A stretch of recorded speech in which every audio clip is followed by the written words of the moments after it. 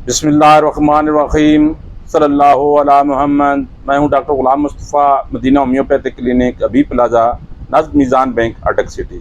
आप देख रहे हैं हमारा YouTube channel doctor GM Madina homeo clinic. दोस्तों, आज की इस वीडियो में मैं आपके साथ शेयर करने जा रहा हूं what to eat after food poisoning, यानी अगर फूड पॉइजनिंग हो जाए तो उसके बाद कौन सी ग़िज़ाएँ हैं जिनका इस्तेमाल करना चाहिए। दोस्तों, इससे पहले फूड पॉइजनिंग ट्रीटमेंट इन होम्योपैथी पर मैं एक वीडियो अपलोड कर चुका हूं। अगर आपने अभी तक उस वीडियो को नहीं देखा तो ऊपर आई लिंक में उसका बटन मौजूद है, आप इस पर क्लिक करके उस वीडियो को देख सकते हैं। दोस्तों, फूड पॉइजनिंग के बाद अगर फूड्स की बात की जाए जिनका इस्तेमाल करना चाहिए, तो दोस्तों ऐसे फूड्स को इस्तेमाल करें जो आसानी से हज़म हो सके और उसके अलावा मैदे को वो ठीक कर सके, और इसके अलावा जो फूड पॉइजनिंग की वजह से कमज़ोरी हुई है उसको भी दूर कर सके। तो अगर उन फूड्स की बात की जाए तो उनमें जो बनाना है ये फूड पॉइजनिंग के लिए एक अच्छा है, क्योंकि एक तो ये नरम ग़िज़ा है, आसानी से हज़म हो जाती है। इसके अलावा इसमें पोटेशियम मौजूद होता है, डायरिया को ये कंट्रोल करता है।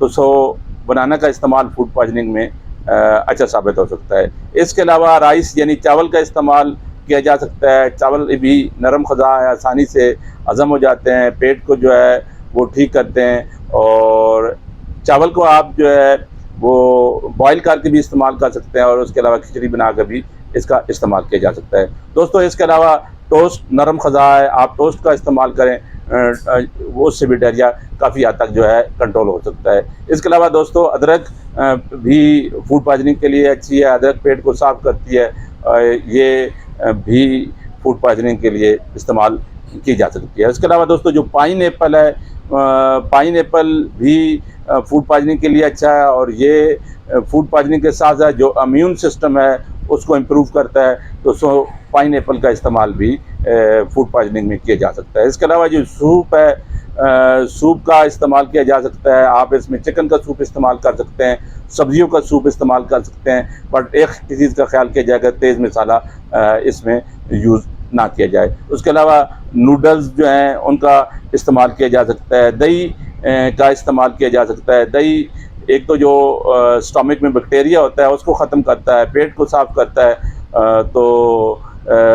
इसके अलावा डायरिया को कंट्रोल करता है। तो दही भी फूड पॉइजनिंग में एक वो अच्छा साबित होता है। इसके अलावा दोस्तों जो मुख्तलिफ़ किस्म के मशरूबात हैं, लाइक लेमन जूसेस हो गए, इसके अलावा ये जो दूसरे मशरूबात है उनका इस्तेमाल करें ताकि जिसमें डिहाइड्रेशन ना हो, यानी पानी की कमी ना हो सके। इसके अलावा दोस्तों जो नारियल का पानी है, कोकोनट वाटर उसका इस्तेमाल करें, क्योंकि ये एक तो वीकनेस को भी दूर करता है, और उसके अलावा एक ख्याल किया जाए ये कोकोनट जो वाटर है इसको आप जो एम्प्टी स्टमक ना खाली पेट इस्तेमाल करेंगे तो फिर इसका बड़ा अच्छा रिज़ल्ट मिलेगा। इसके अलावा दोस्तों आप फ्रूट जूसेस इस्तेमाल करें, मुख्तलिफ़ किस्म के जो मार्केट में अवेलेबल फ्रूट मौजूद होते हैं उनका आप वो इस्तेमाल करें, जूस इस्तेमाल करें, और उससे भी डायरिया ये आपको फूड पॉइजनिंग वो काफ़ी हद तक कंट्रोल हो सकता है। उसके अलावा दोस्तों ये जो सेब की चटनी है ये फूड पॉइजनिंग के लिए अच्छी है, इसका आप इस्तेमाल कर सकते हैं। उसके अलावा दोस्तों ये जो मैश्ड आलू होते हैं, आप कुचले हुए नरम आलू इस्तेमाल करें, उनसे भी काफ़ी हद तक फूड पॉइजनिंग को कंट्रोल किया जा सकता है। रस का इस्तेमाल करें दोस्तों। उसके अलावा दोस्तों ये जो एप्पल साइडर विनेगर होता है, सेब का सिरका होता है, आप इसको इस्तेमाल करें। एक तो ये बैक्टीरिया को ख़त्म करता है, इन्फेक्शन को ख़त्म करता है, तो सेब का सिरका फूड पॉइजनिंग में भी एक अच्छा इस्तेमाल होता है। और उसके अलावा दोस्तों आप हनी शहद का इस्तेमाल करें, शहद में भी शिफा भी है और सुन्नत भी है, तो शहद भी फूड पॉइजनिंग के लिए अच्छा वो साबित होता है दोस्तों। इसके अलावा रस का इस्तेमाल किया जा सकता है। तो दोस्तों ये तमाम वो फूड्स थे जिनका अगर आप इस्तेमाल करेंगे तो आप वो जल्द ही फूड पॉइजनिंग पे कंट्रोल कर सकेंगे।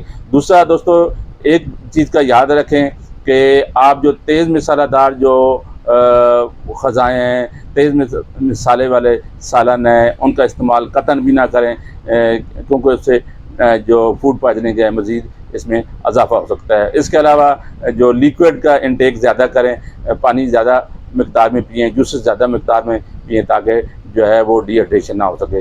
तो दोस्तों, अगर आपको मेरी ये video what to eat after food poisoning जो है पे पसंद आई हो, तो आप इसे ज़रूर लाइक करें, अपने दोस्तों के साथ शेयर करें ताकि किसी का भला हो सके। दोस्तों, अपना और अपने प्यारों का बहुत ज़्यादा ख्याल रखिएगा। मिलते हैं एक नई वीडियो में, उस वक्त तक अल्लाह हाफिज़।